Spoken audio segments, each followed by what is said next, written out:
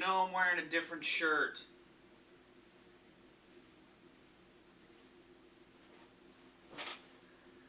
Let me tell you about the theory of the Aquabats. The mid to late 90s were a proverbial renaissance for genre revivalism. Everything from Gregorian chants to swing had its time to resurface in the limelight, and the one revival that captured my heart immediately was ska. A genre full of energy and at the time a lot of lyricism that hit my young mind well. The genre had so many bands crop up during this time. One such band had its own stage presence aside from the rest, though, in those early days, and they're the topic of today's video. I'm talking about the Wu-Tang with trumpets, the Slipknot of ska, the Aquabats, a band who made some rumbles with their debut, the return of the Aquabats, showing off their striking superhero-influenced image and unique stage names. Even if it didn't remain their core genre, it was with the ska explosion that the band would find their breakthrough, too.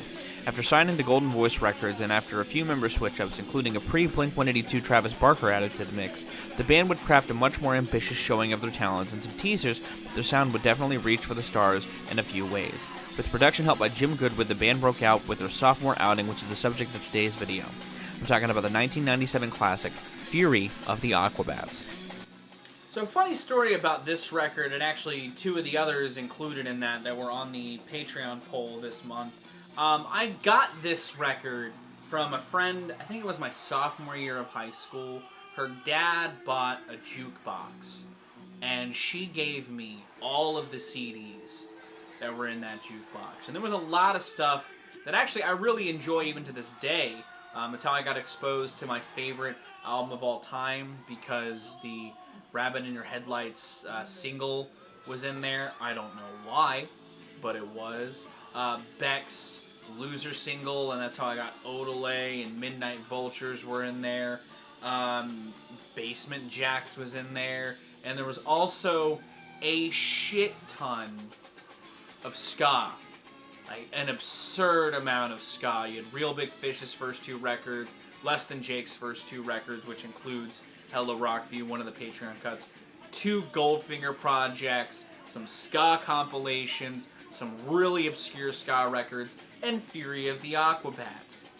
And when looking at the Patreon poll, because this is Patron Appreciation Month, I was shocked that Fury of the Aquabats won, because there were some clear, like, heavier hitters, I felt like, within the more resonant ska releases. You know, you had Hang Ups by Goldfinger, which has Superman on it. You had Hello Rockview by Less Than Jake, which has All My Best Friends Are Metalheads, and is easily probably their most successful record. If not that, the one with the firecrackers on the cover. And then you had Keys Be Nights, which is like the hipster pick. But Fury of the Aquabats won, which feels kind of poignant, given one of the other videos I made this month, because this is the sole Aquabats record to feature Travis Barker on drums, which may be the reason why it won, but I don't know how many of my patrons would know that Travis Barker drummed on it, but that's got to be the reason, because while I like the Aquabats, even past this point, I think the Aquabats are a great band, I just didn't think they had as much hit or staying power as like Less Than Jake, or as much of a draw as like Catch-22 would. But maybe I'm wrong. Let me know in the comments. Do you like the Aquabats? But Fear of the Aquabats, their sophomore outing, and my introduction to the Aquabats. You know, after this, I got into like Pizza Day and the stuff from their second or their third record and all that sort of stuff. But this is the only record to feature Travis Barker, and I feel like he does his job. You know, he doesn't get flashy. You know, after this point, he went to Blink-182, where I feel like he got a lot flashier the more that he went. But this is him pre-Blink. He's just getting in the groove. He's getting in the pocket. He's great on the project, but I feel like he doesn't feel as showy as he does, especially nowadays. And the record itself is a really fun batch of ska tunes that really embody sort of the overall vibe of the Aquabats. The Aquabats are this band that have, like I said in the intro, this sort of comic book character mystique behind them. You know, they all have pseudonyms on stage, they wear costumes and all that sort of stuff, and they're very flashy. And I feel like in this record is actually where it seems like they got their more contemporary look. A lot of attributes that they even carry into today seem rooted visually in this project. And this churned out some of their first real big hits You know, it had Super Rad, which is a song that was even still getting used on TikTok last year. It was a sound that was pretty popular with that. But it's a great, buoyant opener to the record, and it sets the stage for how fun the album's going to be. Because this album is just 2 tons of sugary fun. It embodies what a band who dresses like this would sound like. You know, it feels like you're watching a series of Saturday morning cartoons. You know, in the best way possible. I really adore a lot of this record. I think that there's some points that may not have aged the best, and it kind of weighs itself in its more adolescent vibe. But if you're talking ska in the late 90s, it's very much a very adolescent genre. I think that's why, or a very adolescent time for the genre, and I think that's why I gravitated towards it as a kid, because I loved it, and I still love ska. And I think Fear of the Aquabats holds up by and large because the production on this record is clean as fuck. And it's really interesting to hear all the places they do decide to experiment with sonically, because you do have your ska, your bona fide, just flat-out ska tracks, like Super Rad, The Story of Nothing, Martian Girl, Idiot Box, Powdered Milk Man, you know, all these tracks, just lots of ska for ska's sake, you know, and a lot of the songwriting fits some of the goofy titles that I just mentioned. Like, they have character pieces like Powdered Milk Man, Cat with Two Heads, which almost feels like a sci-fi tale gone wrong. It's got these organ sounds in it that enhance that sort of classic horror feel, and like the sort of B-movie shock style that's very campy but fun.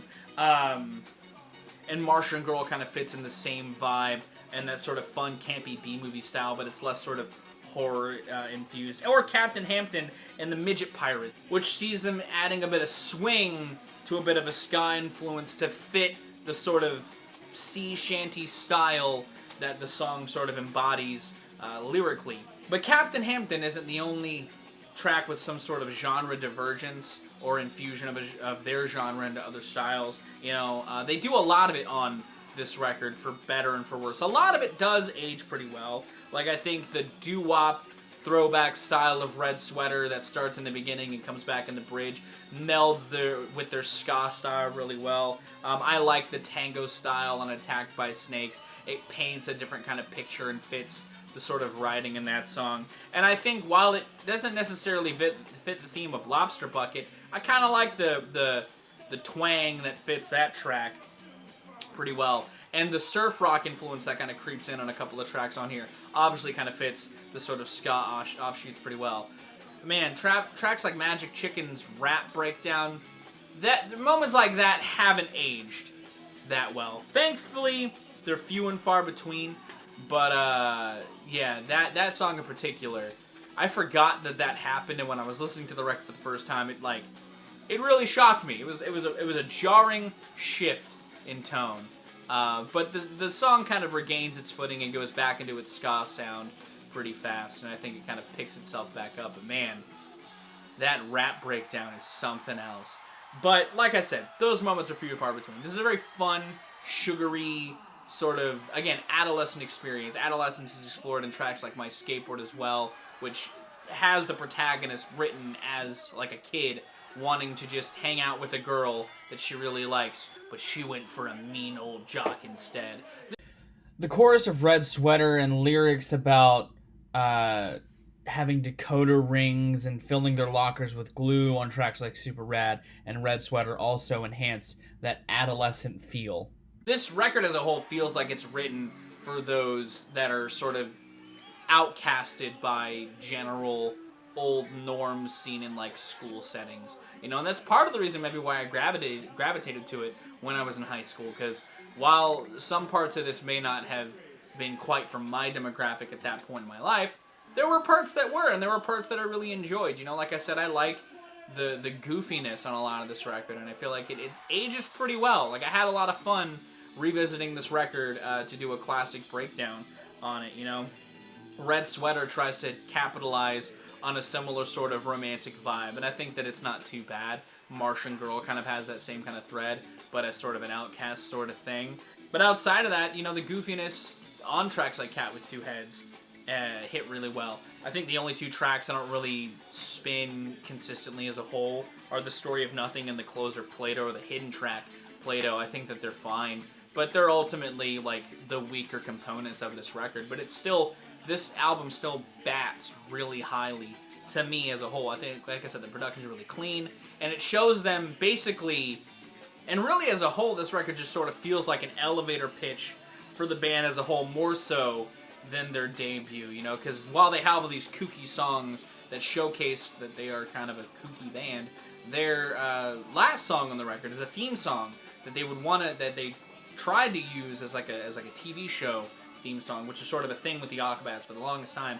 I know they were trying to get a TV show. They did get one eventually, the Aquabats Super Show, and it sort of helped that they kind of have, over the years, continued to develop this gigantic cult fan base that I would consider myself a mild part of, you know, because outside of this record, like I said, I do like a decent amount of their output, even though they sort of abandoned the ska influence post this record. I feel like they adapted really well in a style that still fit their image, but I do think that ska fit these guys incredibly well. You know, I think Fury of the Aquabats, for all of its genre infusions and dips, ska at its core still fits a lot of it, and they pulled it off incredibly well, and they use their additional accompaniment that you don't normally, and they use the additional accompaniment that comes with ska incredibly well at creating different soundscapes on Fury of the Aquabats. You know, I don't blame them for dipping into different sounds. I think sort of new wave style still fits their